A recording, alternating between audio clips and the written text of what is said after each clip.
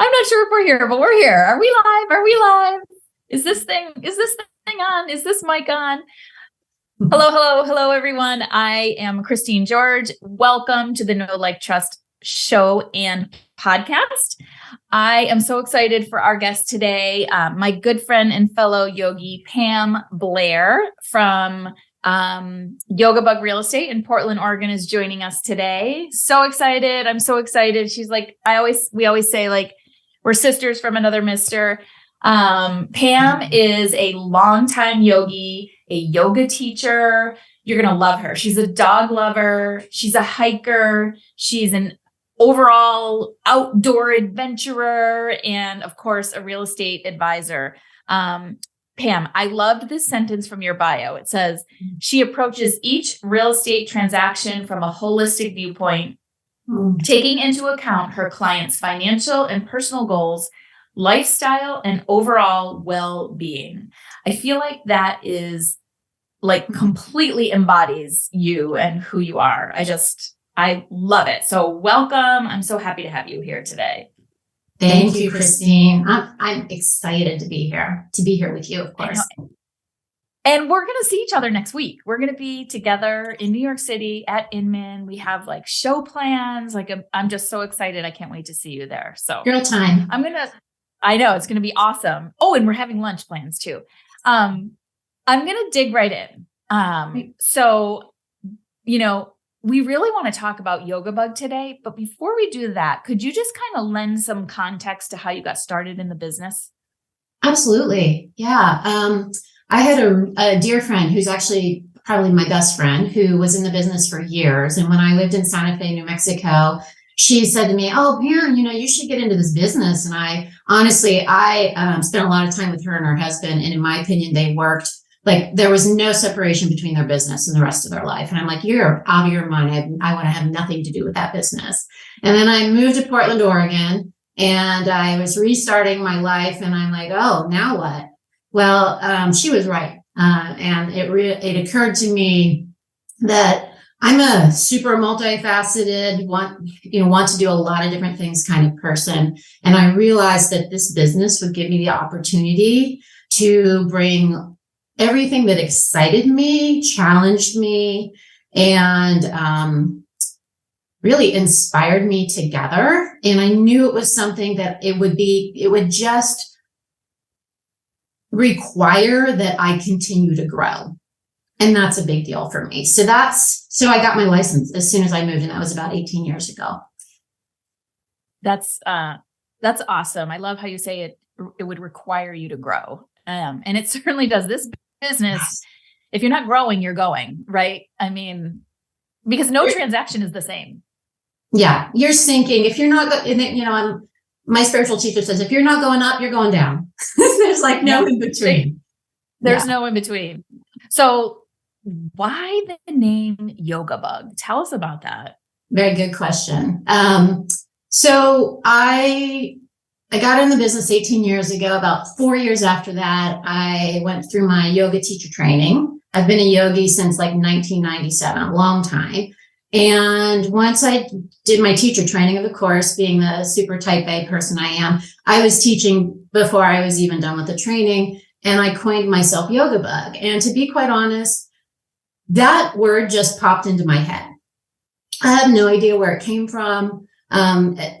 It's like how I name my pets. Like I named my rabbit Beeson one time, like where that comes from. It's back in the recesses of my head somewhere. But I just thought, all right, that's who I am. And so when I branded myself in 2011, I remember this moment so clearly. I was sitting with a title company rep who was just a great channel for me in figuring out this whole branding thing. Him and my principal broker were so pivotal in that time for me. And I said, I don't know what I'm going to call it. I knew I wanted to bring yoga and real estate together. And he said, well, what do you call your yoga business? And I said, Yoga Bug. And he's like, well, I'm like, you're out of your mind. There's no way. There is no way. He said, Pam, and I had just read, he just looked at me like, get over yourself. I had just read the book, The Brand Gap. And what popped in my head was, and maybe the guy who wrote The Brand Gap didn't even say this, but what I remember was, if you want your brand to be memorable, it has to create quite a reaction, and usually not a comfortable one. And I thought, well, Yoga Bug would definitely do that. So that's how I became Yoga Bug. And so what was the response when you put it out there? Initially, and of course we can't help but project. So I need to preface this, right? Because what the real reaction is, I probably don't know. My perceived reaction was, for the majority, what? You know, I definitely heard some colleagues literally make fun of it. Like, what the heck? You know, as they're walking up to my open house ready to eat my pizza. And yeah. And in the yoga community, though, it was well received. And that to me was the point. I put graphics on my car almost immediately with that. And honestly, even though Portland is, you know, one of Portland's saying or whatever is keep Portland weird. I know we stole that from Austin, I've been told, but even though Portland is a very alternative, progressive place, I do think that I was before my time, to be honest with you. Now when I drive around, the response is like, you can just feel people literally opening up and literally smiling when I'm at a gas station, at a stoplight, you know, so it's been a journey is what I would say. Yeah. So talk a little bit more about that, because, you know, when I think about yoga, I think about, you know, unity, right? The unity between your mind, your body, and your soul. And it is like a phenomenal coping mechanism for those of us who are type A, who have anxiety, you know, who are high energy and, you know, need something to help us get centered and calm. And then when you think about real estate, it's like fast pace, you know, unfortunately, that's that old used car salesman mentality sort of fits in there a little bit. So like they don't really jive. But something you just said like resonated. You said people just kind of, when they see your logo now, they're like, oh. So how do the two sort of conjoin and make sense together? Yeah. Well, for me, from my perspective, the reason I joined them together was because I'm a yogi and I'm a real estate agent, broker owner, and I'm the same person in those worlds. There is no separation. And I think whether you're in my yoga class or you're my client or whatever real estate relationship we have, I do believe that if you could go from one setting to the other and you would see a continuity, because that's who I am. I bring who I am into both worlds, and I am both those. I am the yin and the yang, you know. I have a lot of fire, you could probably tell. And I'm like a client just recently, and excuse me if this offends anybody, but the client gave me the most, I think, accurate review lately. She said, Pam is like a little pit bull in your arena with a fluffy yoga bunny outfit on. It's like I live in both worlds. And so I think I bring that into all of my business as well as my yoga. And I always say I'm a weaver. Like I'm always weaving worlds together, whether it's nature or yoga or, you know, any kind of creativity or real estate. And that's how I've created this yoga bug culture. So for me internally, it's a great match. I also think that there's just way too much focus on separation of worlds in our world. Yeah.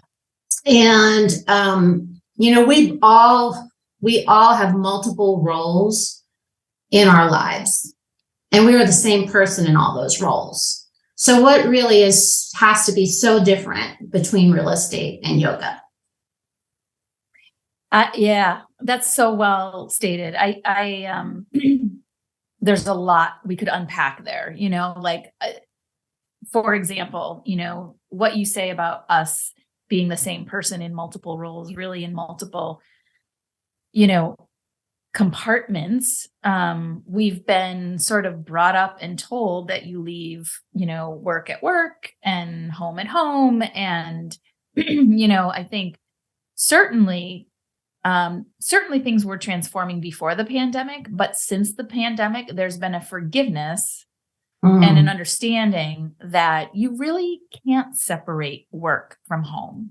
You are that same person serving both roles. And so here we are, both of us in our homes having this conversation. Right. Right. Your office is actually, or will be, in your Airstream, in your driveway. Right. So you don't have brick and mortar even. So I think if we could all be a little more gentle with each other about understanding that we are, serving multiple people very differently, boy, that would certainly make the world a better place, I think. I agree, right? Christine. I think stepping into our own transparency too, being that, we talk about being authentic and being ourselves in our business, and how that is so powerful and attracts us to the people that we want to work with. It creates meaning in our work. And I think, certainly when I merged yoga and real estate together, that was a big part of it. Yeah. Let's go back to it for a second, though, because I also read that you, for a time, felt really insecure about the name. Tell us a little bit about that. Yes, a lot. I did. So when I branded myself, at least where I was, there were very few agents really branding themselves. I mean, I took it on 100%. I had t-shirts, hats, everything about me. I wanted to be Yoga Bug. And so I really stepped into that. And there was some basis on my insecurity, because I definitely was breaking through force fields, and you feel that, like you feel the resistance to doing something different. And so I wasn't secure enough in knowing who I was or what my purpose was around this overall mission initially, which is fair enough. And so honestly, I feel like for many years, maybe 5 years at least, when I would say, I'm Pam Blair, Yoga Bug Real Estate, I would be like muffling it, like, Yoga Bug Real Estate. Like, did they hear it? How are they reacting? And I did. And especially around high-end clients, I had a lot of judgment, or what I had was a lot of projection and assumption, thinking that a high-end client would not want to work, even though I knew I had great work ethic and I was really good at what I did, that if they knew what my brand was, that they would choose not to work with me because it wasn't serious enough or it wasn't professional enough. And so, did that happen? I'm sure there are people who didn't work with me because of my brand, but I think if we truly decide to define ourselves and take the step into attracting those to us that we really want to work with, which is not the majority of the population, we are going to, it's a natural selection. Natural selection is going to happen, and it's going to funnel down into the most amazing, perfect relationships. But that takes time. It takes time. And sometimes there's some grit in that process. Well, there is grit in that process. Yeah.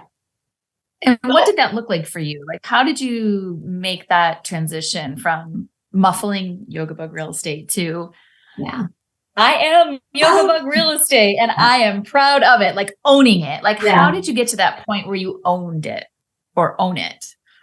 I remember, two things happened that I can recall. I'm sure hundreds of things happened, if not more. I have one friend, her name's Nikki. She is an amazing human being, and she's a yoga teacher. And that's how we met each other. And One time I walked into a studio and Mickey, I think, was at the front desk getting ready to teach. And when I walked in, she said, Yoga Bug. She no longer called me Pam. She called me Yoga Bug. And I was like, yes, yes. It was a really important moment.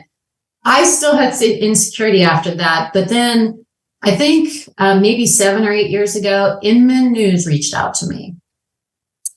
Evidently, I'm the only person still in the United States who has had the audacity to bring these two worlds together. So they were doing an article on self-care and niche marketing and branding, and they found me. And so I was in an article which led to being asked to speak at Inman Connect in San Francisco. And to be honest with you, I didn't even know what I was stepping into. I showed up in all my Yoga Bug gear. I brought my Yoga Bug mat. I just brought my Yoga Bug stories, and I stood up on that stage with 3 other mega powerhouse women thinking, I don't know how the hell I ended up here, but all I have is me. That is all I have to offer this crowd of 1,200 amazing agents. And I unabashedly was myself. And that changed my life, because the response when I walked off of that stage was so welcoming and affirming, and it took away all the insecurity. Wow. Yeah. It's so important just to be yourself. God, why does it take us so long to figure that out? It was such a blessing I'm like, I know I don't do the volume that these women do. I know I don't, but I'm here. They asked me to be here. I'm on this stage. And I thought, I'm so grateful that I had the insight that what I had to offer was me. Yes. I mean, it was just, that sounds simple, but it is not simple. You're right. It's, we all have so much value when we step into it. Yes. And it's just, it takes, I love the word you used, grit. Takes time. Yeah. And it takes getting over your fears. Can you talk a little bit about how what strategies do you have to get over your fears? Because now you've really come past quite a few to be where you are and to feel, so powerful in your own space. How do you overcome your fears? One tool that I have when I remember it, and I'd say it is probably my most powerful tool. And again, my spiritual teacher gave me this jewel, is that when I'm afraid of something, allow myself to go to the very worst possible outcome. Let my mind just how a fish is on the end of a hook and you're just letting it, right? All the way out until you back. That's what I let myself do. And then what I've realized 100% of the time is I'm going to be okay. Yeah. And so I use that. I use that. Yeah. To me, that's my most powerful tool. I mean, every morning I wake up, I do, meditation and spiritual practice. I do yoga every morning. I exercise every day. I eat well. I do things to keep myself in balance. All of that is major in maintaining some kind of emotional balance in my life and mental and balance. But when the crap hits the fan and I'm really, and I'm really feeling afraid, then I use that exercise. I love that. So important. I do that too. And it's funny when you're raising a little one, they have anxiety over little things, right? Little people, little problems, right? And so, I have started to say, okay, well, what would happen if that happened? And it's amazing when you can bring somebody through that journey in a way that they can verbalize it. All of a sudden, the fear isn't as powerful, right? Yeah. So It's important. the unknown, isn't it? It's like the what if, the unknown. Yeah. Yeah, it Yeah. really is. Yeah. So, you are, as I mentioned in the beginning, yoga is obviously a very big part of your life, but dogs are a big part of your life. Hiking is a big, big part of your life. Like you're very committed to your hiking practice. How do you integrate all of those things into Yoga Bug Real Estate? Yeah. Joyfully. That's how I do it. Yeah. So to me, Yoga Bug Real Estate, I mean, it's a business, I run a real estate business. I am thankfully a very successful real estate broker, transaction wise, but to me, it was very important to create a culture around my brand. And that culture had to be who I was, what I did. And I have always had multiple things that I enjoyed doing. And I really don't like to give any of them up. So I thought, I'm just going to integrate these into my business. So my dogs are all over my website. They are with me almost every day.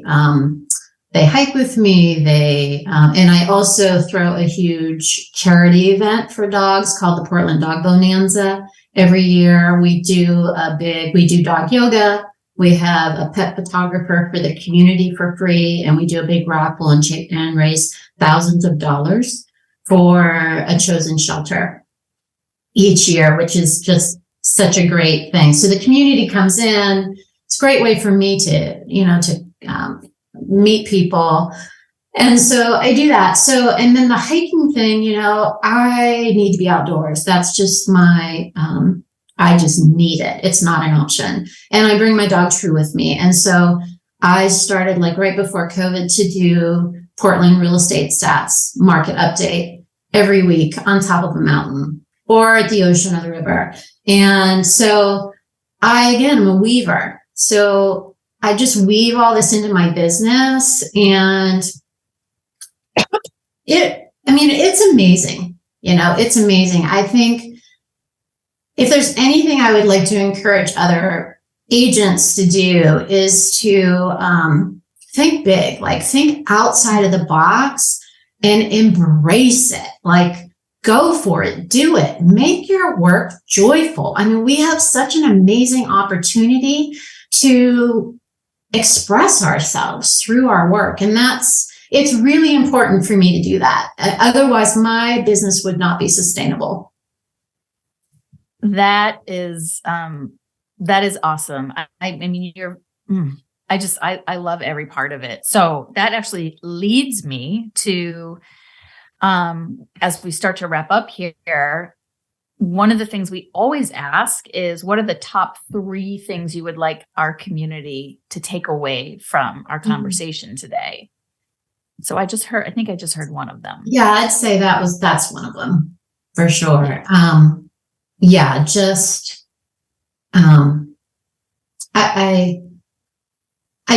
just encourage people to express themselves through their business. I think there is no loss. There's nothing but massive gain in that. And it is scary and it is risky. It's not without risk, but if it's executed well, the reward is endless.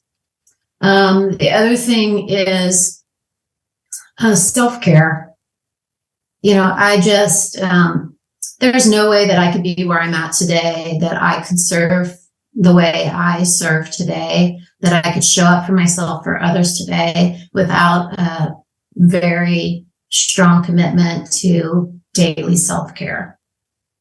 I think this year that's even more important than ever. I think we have a very opportune year to dive deep into that. And what would my third one be? I don't know. The other thing, well, I'll just say what's up for me is, whether it's in your business or whatever, this year for me, I got way too serious last year. I got way too serious in my yoga practice and in my business. way too serious. Levity, little levity. Play. Get out and play. Yeah. Whatever form that is. I don't care what you do. Yeah. I love it. All right. Finish this sentence for me. Know, like, trust is essential, it's essential to attracting the right people to you. It's essential to being true to ourselves. Yeah. It's, I think when we're in tune with ourselves, all of that we know, we trust. And then most importantly, we can like ourselves more. Yeah.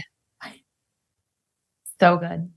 Mm-hmm. Pam, where can people find you and Yoga Bug Real Estate? Yeah. I love Instagram. Yoga Bug Real Estate on Instagram. Absolutely. I do have Yoga Bug Real Estate on Facebook too, but Pam Blair also. I post on both. Yeah. I'm on YouTube too. I put all my videos on YouTube. So, whatever your platform is, absolutely. Yep. I'll see you there. I'm into video. So awesome. Yeah. You're not I'd love to connect with you.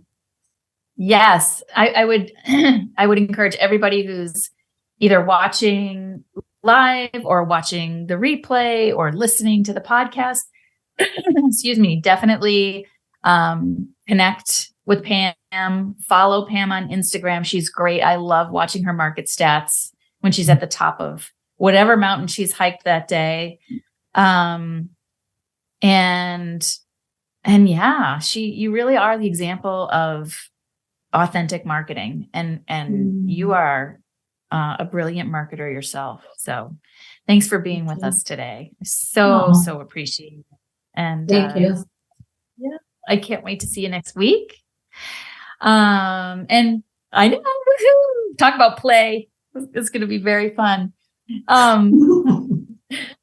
Everybody who is watching or listening, thank you so much for joining us today. If you liked our podcast, if you love these conversations that we have with these amazing real estate professionals, share them with a friend. And, give us a like, give us a review. We would so appreciate it. And have a great day. Take care, everyone. Ciao.